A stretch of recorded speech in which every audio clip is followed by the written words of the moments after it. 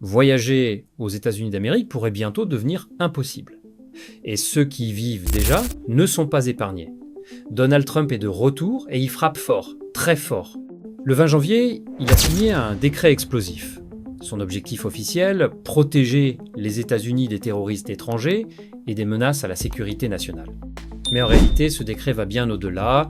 Trump relance son interdiction de voyager et cette fois, elle concerne 43 pays, tous classés par niveau de menace. Rouge, orange, jaune.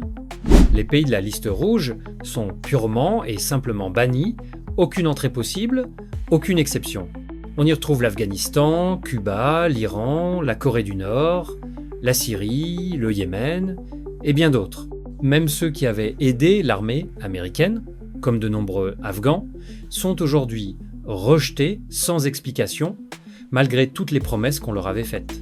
Des familles entières, qui avaient cru au rêve américain, se retrouvent aujourd'hui dans un cauchemar administratif. Leurs visas sont bloqués, leurs demandes gelées, leurs espoirs anéantis. Ceux de la liste orange, eux, devront se présenter en personne pour un entretien. Scruter, examiner. Passer au peigne fin. Haïti, Russie, Pakistan, Biélorussie, Soudan du Sud, tous concernés. Et puis, il y a la liste jaune. Ces pays ont un sursis de 60 jours. 2 mois pour modifier leur législation, s'aligner sur la politique américaine. Sinon, eux aussi seront bannis. Et que veut dire modifier sa législation ? Cela signifie parfois accepter des lois qui vont à l'encontre des cultures locales, ou encore permettre un accès sans condition à certaines bases de données gouvernementales. Ce décret ne vise pas seulement ceux qui veulent entrer sur le territoire américain, il vise aussi ceux qui y vivent déjà. Résidents permanents, étudiants, travailleurs étrangers, personne n'est à l'abri. Le texte officiel est clair. Les étrangers présents aux États-Unis ne doivent afficher aucune attitude hostile envers le gouvernement, la culture, les institutions ou les principes fondateurs du pays. Cela signifie que si tu manifestes contre une guerre, si tu critiques une décision de Washington, tu peux être perçu comme une menace, tu peux être expulsé. Et le danger est réel, parce que cette notion d'hostilité est floue, subjective, interprétable.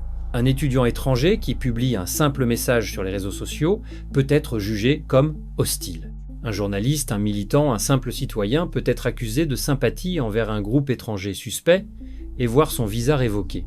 C'est arrivé récemment à un ambassadeur sud-africain. Pour avoir dénoncé un comportement qu'il jugeait suprémaciste, il a été déclaré persona non grata, expulsé.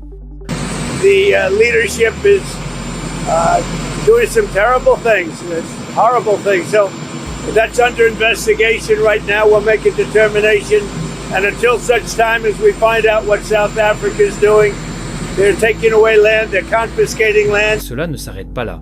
Même si tu es citoyen américain, tu pourrais voir ta famille empêchée de te rejoindre. Parents bloqués, enfants bloqués, conjoints bloqués, le programme de visa diversité presque à l'arrêt. Un programme qui permettait chaque année à des milliers de personnes de tenter leur chance pour une vie meilleure. Désormais, ce rêve est suspendu. Le message est simple, restez chez vous. Mais chez nous, on rêve encore d'Amérique pendant qu'on oublie qu'on possède les ressources les plus précieuses du monde. Or, diamants, coltan, cobalt. Sans nous, pas de technologie, pas de Boeing, pas de batterie. Et pourtant, au lieu d'investir dans l'intelligence, dans l'innovation, dans nos propres pays, on s'accroche au rêve américain. Un rêve qui devient aujourd'hui un cauchemar pour des millions. Cette interdiction ne vise pas que des passeports, elle vise vos idées, vos opinions, votre liberté de parole. Elle vise à filtrer non seulement les corps, mais les esprits. Les États-Unis veulent des étrangers sans voix, sans avis, sans âme. Des étrangers silencieux, soumis et reconnaissants. Mais dès que tu penses autrement, dès que tu parles, tu deviens suspect. Ce n'est plus une démocratie d'accueil, c'est une forteresse sélective. Et cette politique ne s'arrête pas à l'immigration. Elle touche aussi les partenariats internationaux, les échanges universitaires, les projets de recherche. Des étudiants brillants, sélectionnés pour des doctorats prestigieux, sont refoulés. Non pas pour ce qu'ils ont fait, mais pour ce qu'ils pensent. Ou pour ce que leur pays représente aux yeux de Washington. Même des artistes, des sportifs, des scientifiques mondialement reconnus sont sur des listes d'attente ou de surveillance. Leur seule erreur, être nés du mauvais côté de la carte, mais pendant que l'Amérique ferme ses portes, elle continue d'exploiter les ressources, les talents, les idées venues d'ailleurs. Le paradoxe est immense. est cruel. On veut vos richesses, mais pas vous. On veut vos talents, mais pas vos opinions. On veut votre silence, pas votre histoire. Alors pose-toi cette question. Veux-tu vraiment dépendre d'un pays qui peut t'expulser pour un simple désaccord ? Veux-tu élever tes enfants dans une société qui sélectionne ses citoyens comme on sélectionne un produit sur une étagère ? La meilleure vie n'est pas ailleurs. Elle est ici quand on commence à construire, à croire, à s'unir, à penser pour nous-mêmes. Il est temps d'arrêter de fuir. Il est temps de bâtir. Car le plus grand danger, ce n'est pas le décret de Trump. C'est notre silence collectif. C'est notre résignation. C'est notre foi aveugle en un rêve qui ne veut plus de nous. Il est temps de changer le récit. Il est temps de créer notre propre vision. Une vision où l'Afrique n'est pas un problème à fuir, mais une solution à construire. Une vision où nos universités brillent, nos ingénieurs innovants, nos artistes rayonnent. Une vision où nous n'avons plus besoin de supplier pour un visa. Où notre passeport est une fierté, pas un fardeau. Il est temps de croire en nous.